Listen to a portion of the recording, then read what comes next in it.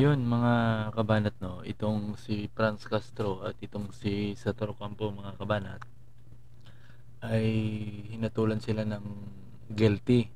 Yung matandaan 2018, hindi ako magkakamali, nagkaroon ng ano ito, ng kaso doon sa paghakot ng mga bata, abduction kasi ang kinaso sa kanila yung mga bata kasi ng mga lumad ay hinakot nila para magsagawa ng isang kilos protesta, no?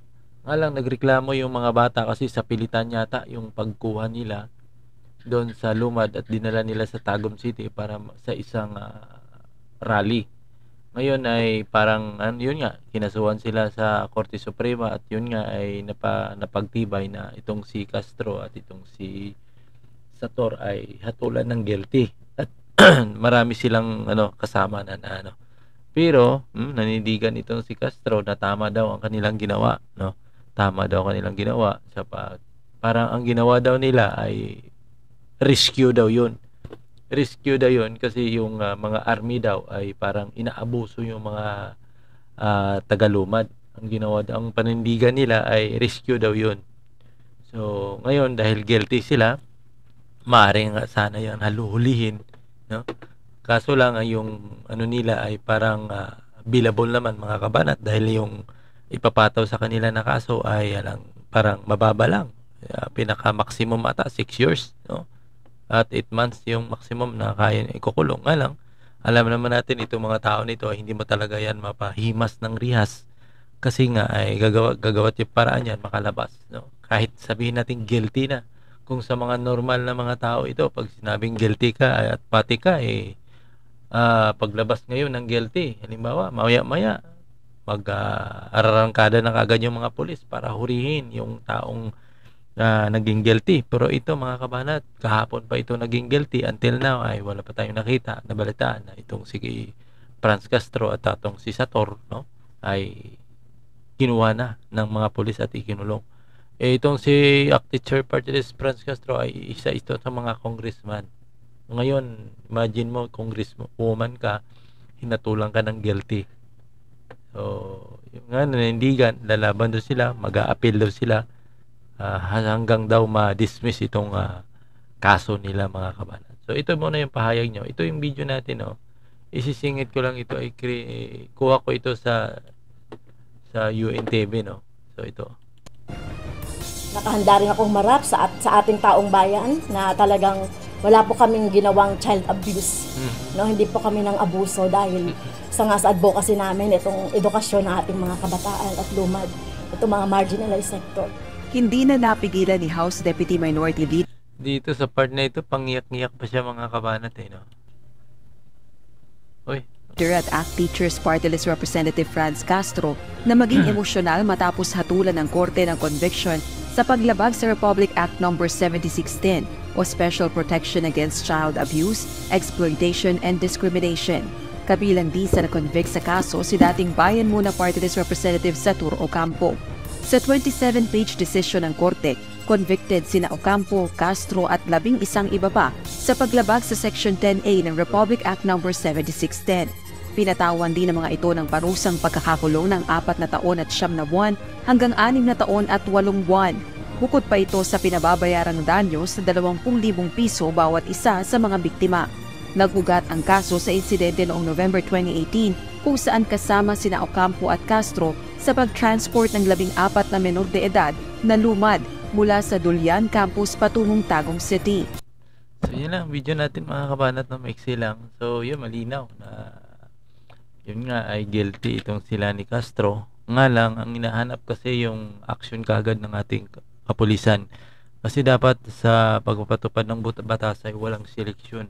Kasi pag mayaman ka talaga mga kabanat, no, kahit gaano pa kabigat yung kaso mo ay hindi ka talaga makukulong kagad. Pero ito mga kabanat, kung mga ordinaryong tao lang ito, no, na tapos naging sasabi natin guilty agad, mga 1 oras lang siguro pagbasa ng judge na itong mga tao nito guilty, dinampot na ito. Pero dahil ito'y kilalang tao, si congresswoman, parang malaya pa rin mga kabanat. ganyan ka-selective yung ating batas, mga kabanat. At yun nga, nanindigan pa rin ang dalawa na ito na lalaban daw sila, no? Lalaban sila hanggang daw mapawalang bisa o di kaya ano itong kaso nila, di ba? Na guilty na ito, mga kabanat eh. Pag sinabing guilty, pwede na ikulong yan, no? Guilty na, kumbaga iba yung accused, ang accused kasi parang ano pa yan eh, parang hindi pa yan ano eh, no? Maaring pwede pa kasasabihin inosente ako dahil inakusahan pa lang ako. Ito guilty na eh. Pwede man talaga matawag nito na ito'y ano na eh, ng guilty na eh. Kumbaga nakagawa talaga ng criminal, no? Kasi sila ni Franz Castro kasi nakaraan grabing ano ito eh, yung mga kababayan na hinakot nila ay talagang umalma eh, lalo ng iba nagutuman, no? May mga pangako daw yun eh, yung pagkuha sa kanila, nga lang pagdating doon sa lugar na dadalan sa kanila ay halos napabayaan sila, at yung iba naman ay yung umalma at nagsumbong dahil nagutuman nga, hindi natupad yung pangako. Yun kasi ang problema eh. Nakikita natin ngayon, napakarami naman nila, no?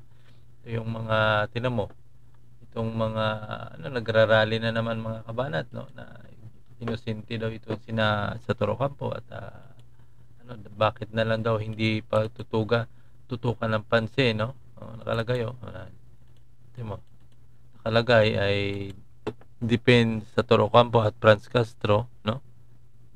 Tapos itong Talaingod 18 bayan muna. So yun, mga party list, mga may kaugnay sa isang party list din yung mga nagrarally na ito, mga kabanat, no? Hindi naman lingid-lingid sa atin yung history ng bayan kung anong sinasabi, lalo na sina dating kadre ni Ka Eric, no, na isiniwalat yung kung ano ba talaga itong mga party list na ito. Nga lang dahil di talaga kaya, no? Di talaga kayang ipatupad yan ng ating mga gobyerno.